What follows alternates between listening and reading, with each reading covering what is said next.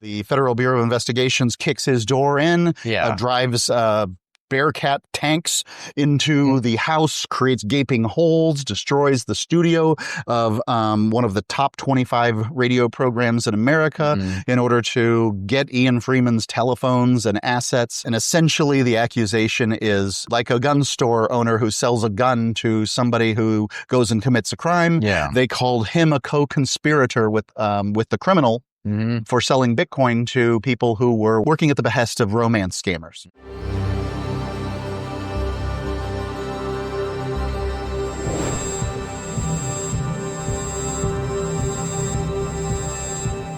This podcast is sponsored by Coin ATM Radar. When buying crypto with cash, an ATM is much more reliable and safer than meeting some random person in a random place. And unlike an exchange, which could freeze your account, you truly own all the crypto you buy. With Coin ATM Radar, you could find crypto ATMs and other services where you can buy and sell cryptocurrencies for cash. On their website, you can search by coin, address, if the ATM supports selling as well as buying, and you can also search by geo area, country, state, city. You can also check and compare actual current fees at different ATMs. If you want to find out more, head over to coinatmradar.com, which is coinatmradar.com. Hey everyone, I'm joined by the one and only Mark Edge. How's it going, man? Thank you very much. I'm glad to be here. Yeah, no problem. And I can't believe did we ever speak on this show before? Did I ever interview you? I don't think remember. so. I've always wanted to. I think this might not be the first time I asked you to. Okay. But it must be the first time I fulfilled that. We've managed to make it work. Yes. So really quick, you want to give everyone a quick introduction of who you are, kind of what you do, especially that's relevant in the crypto world. Right. So I'm one of the founding hosts of a radio program called Free Talk Live. Besides being a radio program, which we certainly made our living on, we were also a podcast before podcasts were podcasts. We were voted the number one podcast in the world for many months on a website called podcastalley.com, which I suspect is only available in the Internet Archive at this point. Yeah. And Podcast Pickle too. And then when podcastawards.com began giving out their awards for 5 years, over a 5 times over a 6-year period, we were the best political podcast. This is even while Joe Rogan was, beginning his rise. Getting shadow banned on iTunes was pretty, deadly for our ratings. And you could even find us by searching Libertarian Podcast on iTunes. So we were pretty thoroughly banned on iTunes. And ultimately, we had a caller call in on December the 28th. 2010, named Jeremy West, who wanted to talk about magic internet money.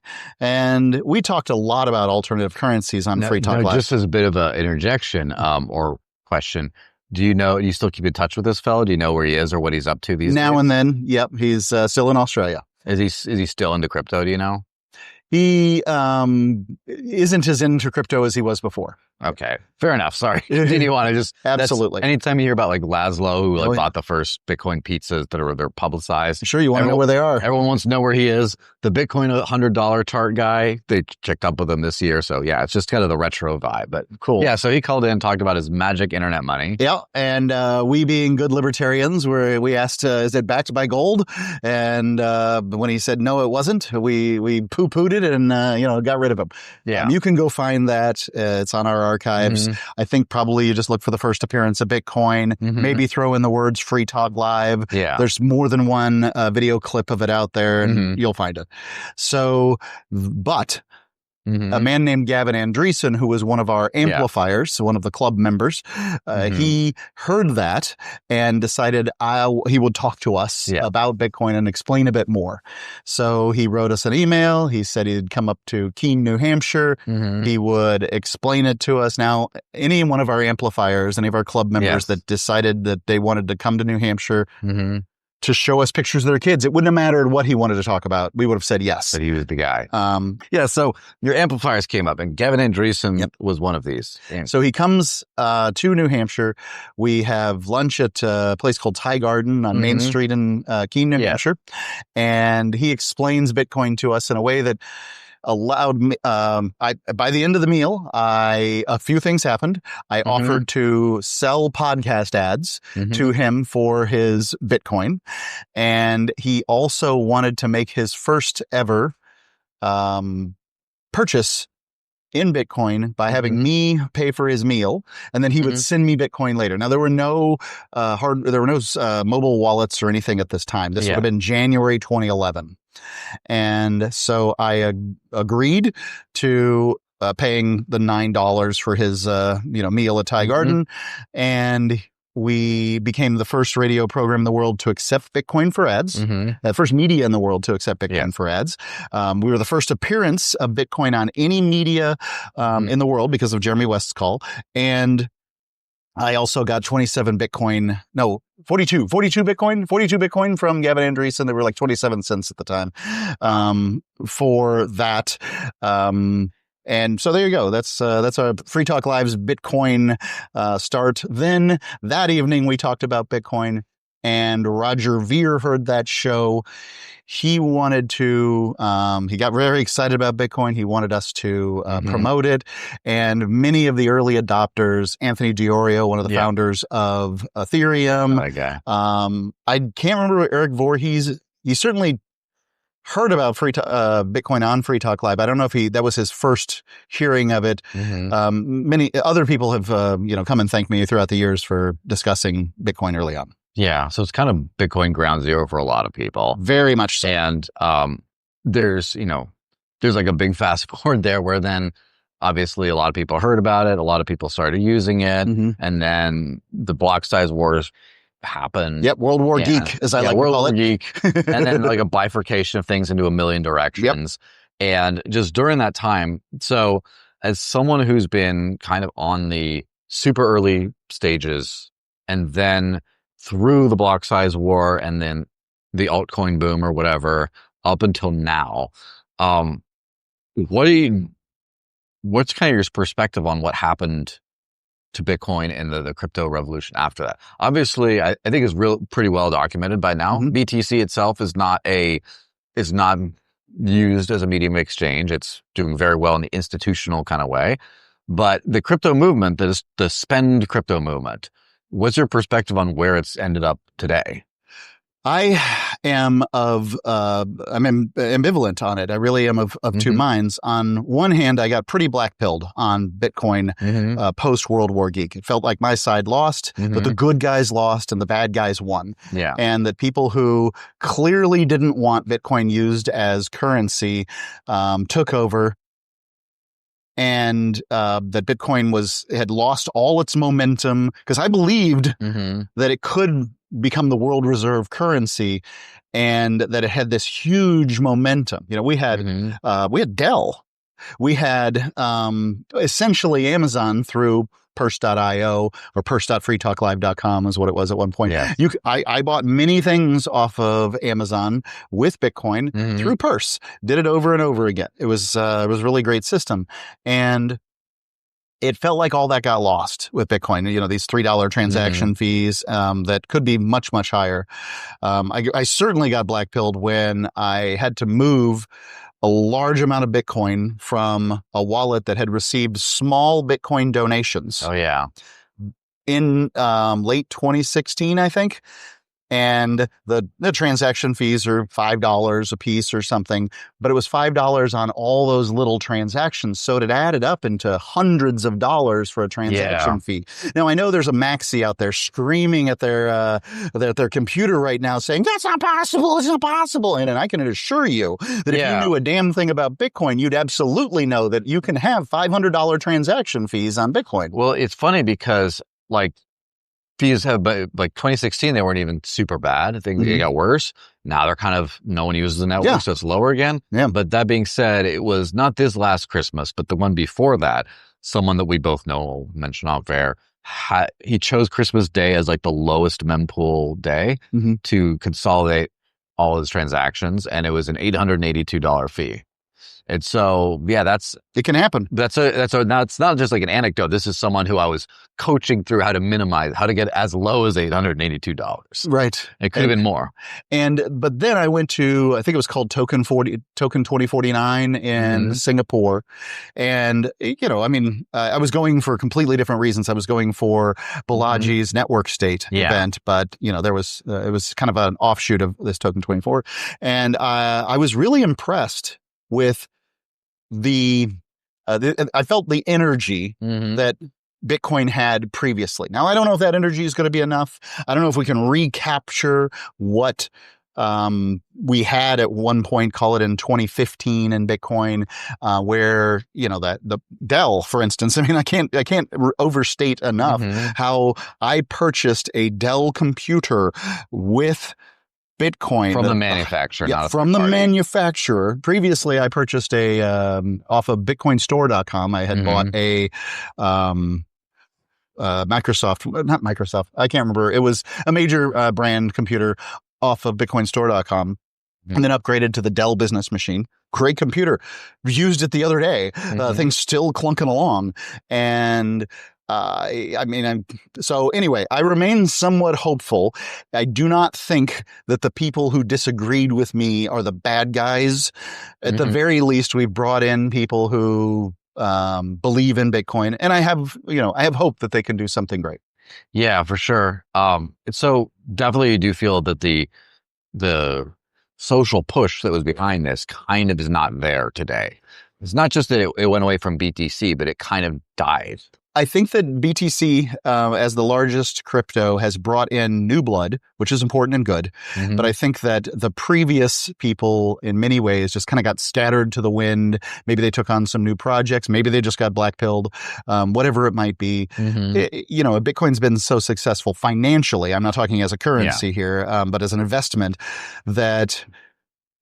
Many people can afford to not care at all what happens to Bitcoin. They can cash in, take their FRNs, their Federal Reserve notes out, and just say, you guys have fun arguing about which S coin's the best one. Yeah. And that kind of does sort of segue nicely into the whole, I wouldn't say regulatory might not be the right way of pointing out, but basically the state fighting back on this kind of stuff.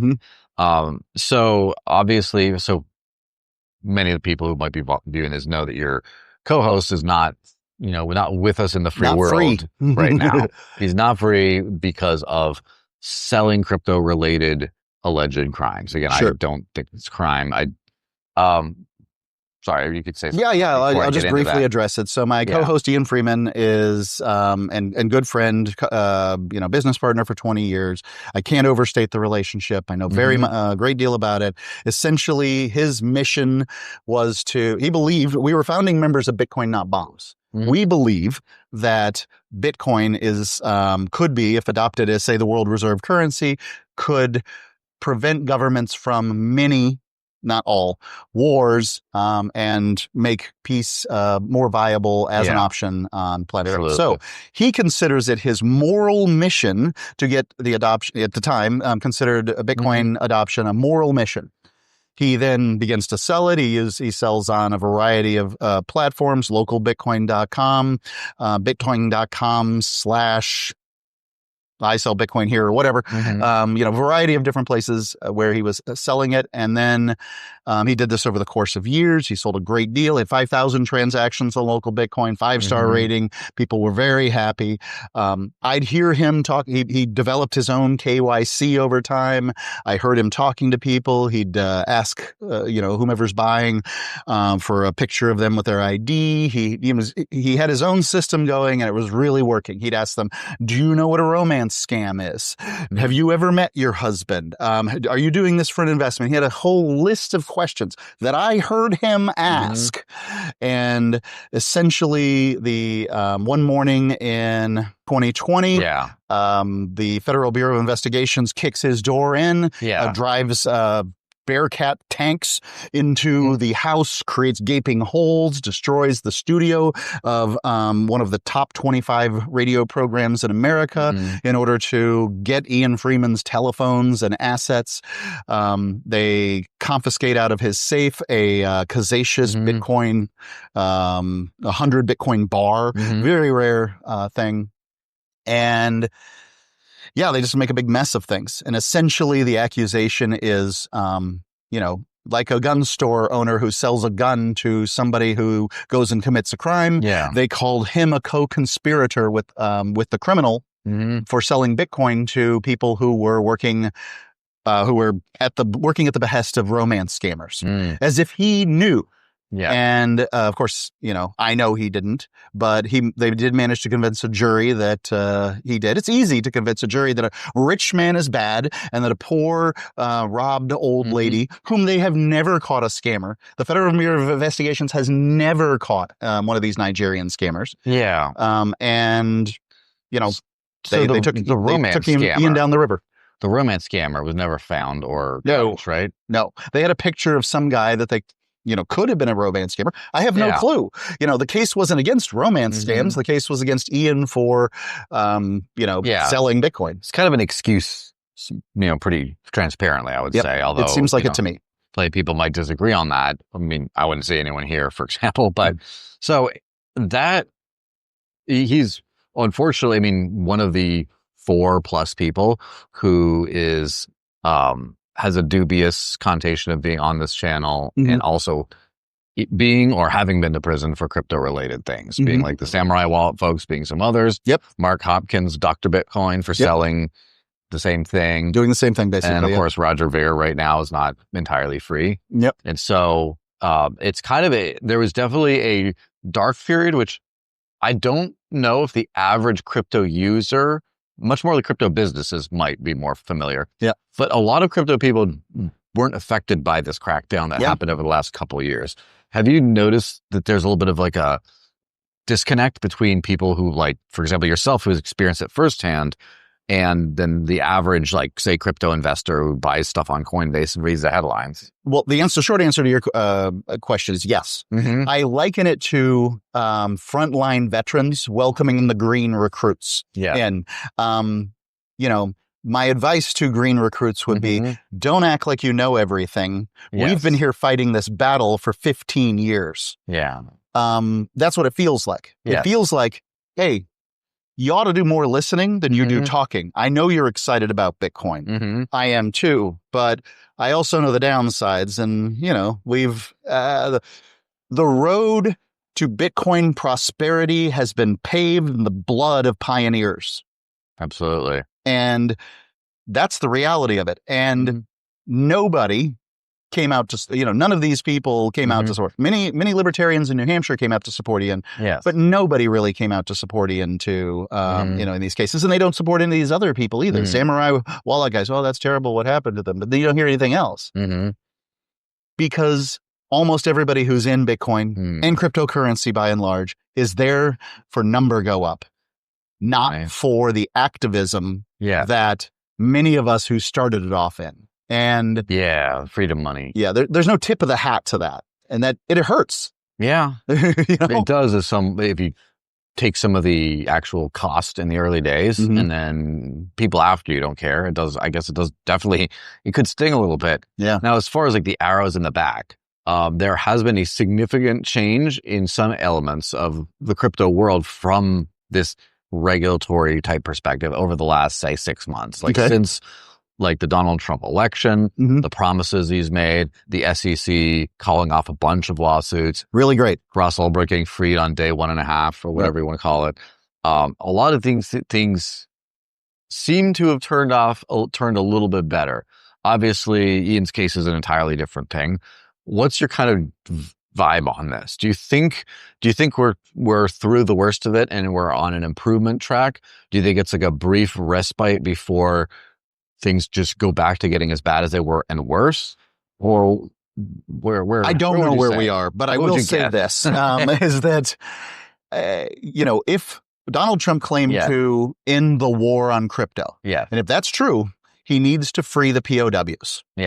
Donald Trump, please free all of the people, the non-violent offenders who have no victims of cryptocurrency wars. Please. Absolutely. Hope he watches this channel. He doesn't, Right. but maybe the clip will get out. Indeed. I will also say, Yeah. as a follow-up, I was at the Libertarian National Convention. I had the night before emceed the Enemies of the State event, where we advocated for the freedom of Julian Assange, Roger Ver, Ed Snowden, Ian Freeman, and somebody else. Ross Ulbricht. Yeah. Now, I'd like to point out that since that event, Ross Ulbricht, the next night was offered a pardon by Donald Trump. Julian Assange has been freed, and I don't think he's gotten a pardon yet. Edward Snowden remains free-ish in Russia.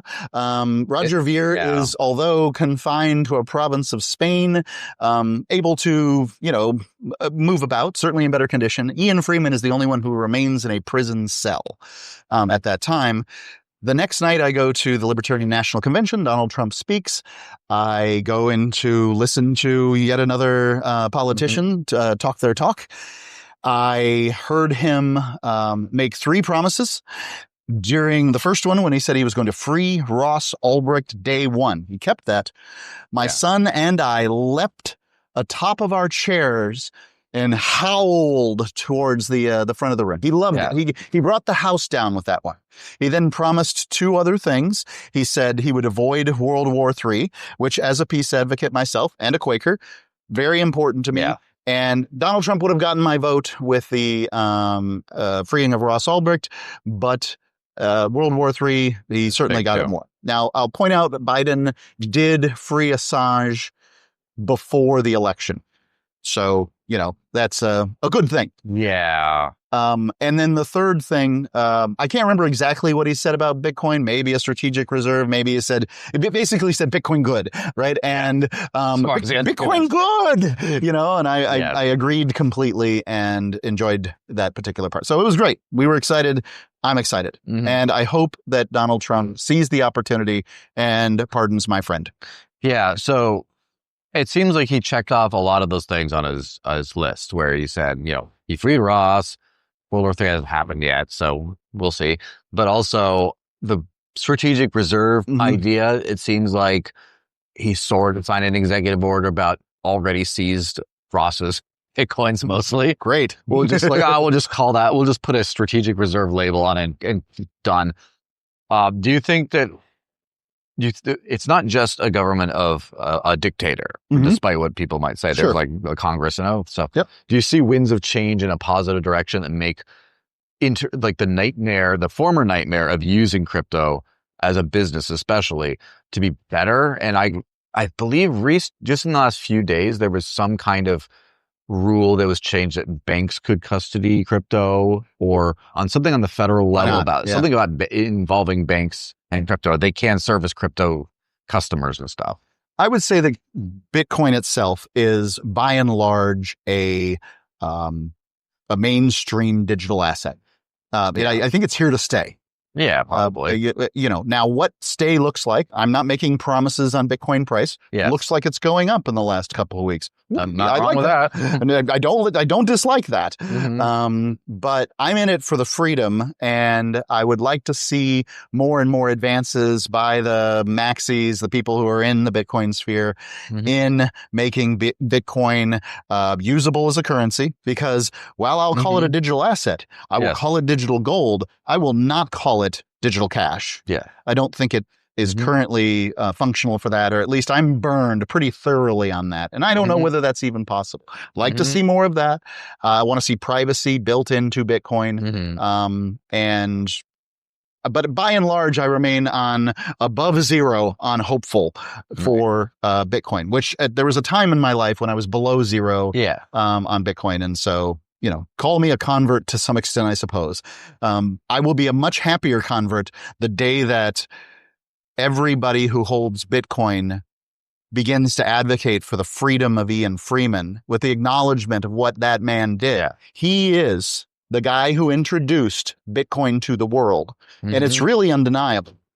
Yeah, pretty much. I don't know if anyone else, I wouldn't even say I have a greater claim. I don't think anyone else has claimed Charlie Shrem, one of the early Bitcoin pioneers, said Bitcoin wouldn't exist without us. Gavin Andresen likened our advocation for Bitcoin on Free Talk Live in the early days to the first stage in a multi-stage rocket. I like this one best because I really think it's the most accurate. I don't think as time went by we were as effective, but I do think we were. I remember we'd talk about Bitcoin and the price would go up. Like those days are over for sure. Oh, yeah. Not for you guys, but for anyone talking about Bitcoin or any asset. Doesn't make a difference now, but this was 2011. Yeah, that kind of thing. Those good days. Now, so of course we've come full to an interesting journey from like a cyberpunk, hardcore, anti-authoritarian, anarcho, whatever money, to very safe institutional asset in the Bitcoin side of things. And crypto as a whole beyond Bitcoin seems to be doing a lot of like CBDC rails, like stable coins and things like that, but also other interesting financial stuff, some data stuff here, NFTs, real world assets of this, just a bunch of interesting stuff. But like the hardcore freedom money vibe is definitely not where it was. Now, here's the question, right? Do you think that regulations and the government getting a lot more friendly towards the space are actually maybe a bad thing for that? Because this is what a friend, so I guess mutual probably friend, Sal the Agorist, the guy. Oh yeah. He made this point on my show a couple weeks ago where he kind of said like everything was doing better under Biden because it was like a counterbalance to the authority, right? As in you need it, you kind of understand why you need it because there's this is what fights. Yep. And now everything's kind of gotten neutered. Again, I'm not making this point. I'm throwing it out there, right? There might be the point that everything's sort of gotten neutered because everything's so safe. Anyone can buy it and sell and whatever. Everything's great. And so there's no perceived need for, anarcho freedom money.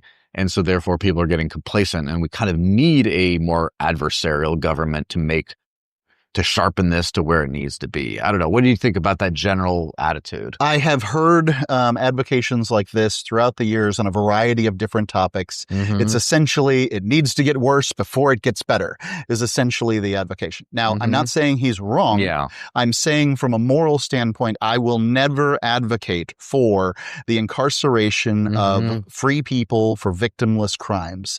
And therefore, all I can do is say, when the government does something, what I consider to be right, I say, good job, boys. You're still in a business of force and violence, but good job nonetheless. And I will do the same with the police, right? Like the days that they arrest violent criminals, good job, guys. You've done excellent work. The days that they go after pot smokers, screw you and your use of violence.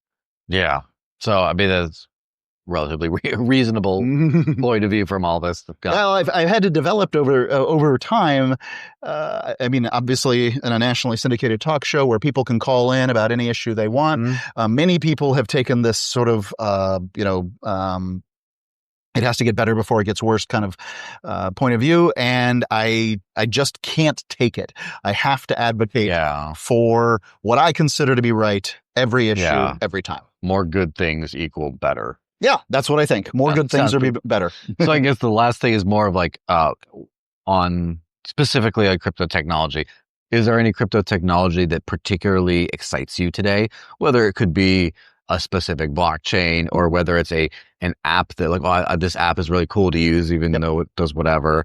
Or it's just like, I just love the category of like real world assets like tokenized real estate that really gets me going. Or just one thing that really it's a positive, exciting to you in just the tech of the space, tech and its adoption. What would it be for you? I can't wait until we can tokenize real world assets and use them fungibly, without running afoul of the SEC. I think that's a really great thing and an excellent use of crypto.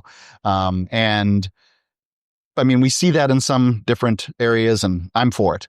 Secondly, I have hope for Bitcoin where I didn't have it. Maybe a year ago or something like that. Third, I will always hold the Ethereum that was given to me by Anthony Diorio, one of the founders of Ethereum.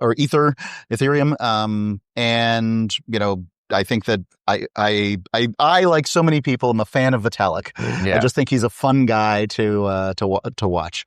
And have had, many relations with him. I will always, the closest to my heart will be Monero. Really do like the tech. I think that there's some things that hold it back, but nonetheless, it's a project that people are working on, and I continue to support it. Yeah. My new exciting one is Zano. Roger Ver promoted it. He actually sent me some Zano to get me excited about it, and I have been paying. It's XANO, and I've been paying attention, and it's up, it's down, whatever. I don't pay much attention to that part. I like that it's private, and that's what's important to me. Yeah. Well, fantastic. Well, let's wrap this up before everyone kicks us out with everything. I've been kicked out of better places than this. Yes. I've been kicked out of worse places too. Yeah. Thanks very much. Where would you direct people to go to learn more about you, what you're doing, or let's just say Free Talk Live as well? Sure. You can find me on Twitter at markedge_FTL. You can go to freetalklive.com. I'm largely retired, but I do show up maybe once a month on the show, and it's a great joy of mine to do so. And yeah, that's kind of what I do. You can always look at me. Mark Edge, Free Talk Live. I'm out there. Perfect. Thanks a bunch.